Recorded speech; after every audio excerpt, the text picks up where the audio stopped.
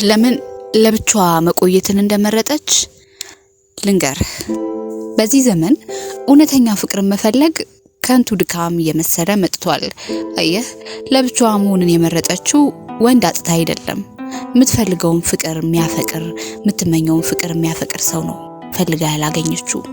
ያ የድሮውን የዘጠናዎቹን ፍቅር ከልብ የነበረውን ምግብ ማያስበላ የነበረውን እንቅልፍ ማያሳጣውን ጥልቅ የነበረውን ያለህን ሁሉ አለስስት የምትሰጥበትን ያንን ፍቅር ነው ያጣችው። ዛሬ የጠባሳ መርሆች ተቀይረዋል። ዛሬ አካሄዶች ተለውጠዋል። እያወራን ነው። ዛሬ ፍቅር የሚጀምረው እያወራን ነው ከሚለው ነው። ለማያውቁት ሰው ሃይ ብሎ መጻፍ የፍቅር መነሻ ሆኗል። በየቀኑ መጻጻፍ ነው፣ በየጊዜው መደዋወል ነው፣ መጀናጀን ነው፣ ከፍ ሲልም መገናኘት ይኖረዋል። ከዛ ምን ላይ ናችሁ ሲባል እያወራን ነው ውስጥ ቃል ኪዳን የለም። ፍቅረኛዬ ናት ፍቅረኛዬ ነው የለም። በተመሳሳይ ሰዓት 6 ሴቶችን ያወራል። በተመሳሳይ ሰዓት 15 ወንዶችን ታወራለች። የሴቷ የበዛው እዛው መውራት ከፈለገች የሚመልሱላት ወንዶች ቁጥር ከፍ ያለ መሆኑን ለማሳየት ብቻ ነው። ለጊዜው ችግር ያለበት ባይመስልም አስቀያሚ ነገር ይዞ ሊመጣ ይችላል። በይፋ የሚጠቀስ አካሄድም ሆነ ስርዓት ስለሌለው አንደኛው ወገን በትክክል ወደ ፍቅር እያመሩ የመሰለው ሌላኛው ወገን እንደ ጊዜ ማሳለፊያ እየተደበረበት ሊሆን ይችላል። አንቺ የምትሰሪው ነገር ስለሌለሽ ታወሪው ይሆናል። እሱ ለጓደኞቹ ተጣብሰናል ይላል። ነገ ከሌላ ወንድ ጋር አየናት ሲባል ካልገደልኳት ወይንም ራሴን ካላጠፋው አገር ይያዝልኝ ውስጥ ነው። ፈታ እያልን ነው። ማውራት ወደ አብሮ ጊዜ ማሳለፍ ያድጋል። መገናኘት፣ እየተገናኙ መላፋት፣ እየተላፉ መሳሳም፣ እየተሳሳሙ መተኛት፣ እየተኙ ኧረ ምንም የለም ፈታ እያልን ነው። ወንድምና እህት ነን ይሆናል። ስለ ነገ ማውራት ምን እየሆንን ነው ማለት የለም። ቢያንስ አንደኛው ወገን ዋናው ደስተኛ መሆናችን ነው የምትለውን ቀልድ አስጠብቆ ይሄዳል። ዛሬን ደስታን ይሰጥ ይሆናል፣ ግን መታመን፣ ጥምረት፣ ድካም ውስጡ የለውም። ፈታ ለማለት ፈቃደኛ ከሆነው ጋር ሁሉ ፈታ ይላሉ።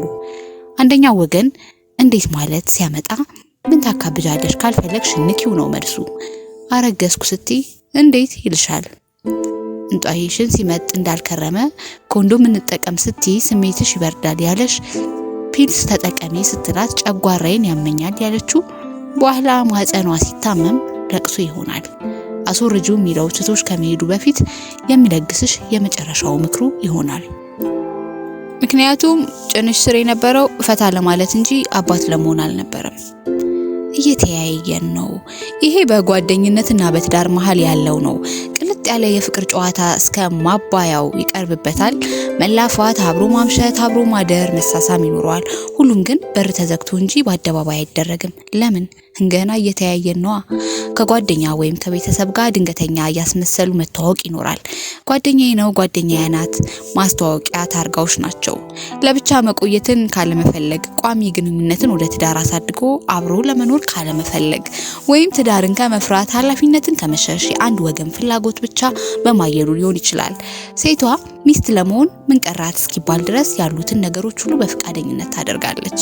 የቤቱ ቁልፍ አላት። አልጋው የምታነጥፈው እሷ ናት። ልብሱን የምታጥበው እሷ፣ የተዝረከረከውን ቤት መልክ የሚይዘው እሷ ስትመጣ ይሆናል። ካልሲዎቹ ከተወረወሩበት የሚለቀሙት በእሷ ነው። በትምህርት ቤት ነኝ ሰበብ ውሎዋ እዛው ነው።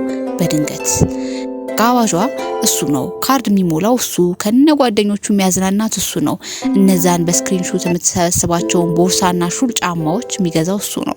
ስልክ ማንሳት እስኪያቆም ድረስ ያኔ በሌላ ሴት ተክቷታል። እነዚህ አዙሪቶች ሲደጋገሙ ማንነትን ያሳጣሉ። ሁሉም ሰው በህይወቱ የሆነው ጊዜ ላይ ነገሮች አንድ ደረጃ እንዲያድጉና ወደ ትዳር እንዲሄዱ ይፈልጋል። መዋደድ፣ መፈላለግ ወይም አብሮ መተኛት ብቻ በቂ አለመሆኑን ይገነዘባሉ። ሚያከብራት በክፉም በደጉም አብሯት ሚቆም የምታምነውና የምትተማመንበት ወንድ ትፈልጋለች። በስሜትም በአእምሮም የበሰለና ፍቅር ማለት ከማውራት ፈታ ከማለት ከመተየት የዘለለ ቁም ነገር ያለው ነገር እንደሆነ ሚገባው ወንድ ትፈልጋለች። ሚያወራላት፣ ሚሰብክላት፣ ሚጀነጅናት ሳይሆን በተግባር የሚያሳያት ወንድ፣ ያልቻለበትን ሰበብና ምክንያት ሚደረድር ሳይሆን ጥረቱን የሚያሳያት፣ ግራ ማያጋባት ሳይሆን ሁልጊዜም ጥርት ያለ አካሄድ የሚመርጠውን ወንድ።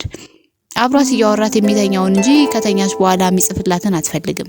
ታማኝነት መገለጫው የሆነው እንጂ ውሸት የማያልቅበትን አትፈልግም። ጥንቅቅ ያለ ሰው አይደለም እየፈለገች ያለችው፣ ራሱን የሆነውን ነው። ግማሽ ፍቅር አዝሏታል። በፍቅር ስም መንዘላዘል አድክሟታል። የተረጋጋና የሚጨበጥ ነገር ብቻ ነው የምትፈልገው። የሚሰብራት ሳይሆን እየሰራት የሚኖረውን ትፈልጋለች። የሚገባትን የሚሰጣት እየጠበቀች ነው። ብቻዋን የምትቆየው እሱ እስኪመጣ ነው። ብቻዋን የምትቆየው የሚገባትን የሚሰጣት እስኪመጣ ነው።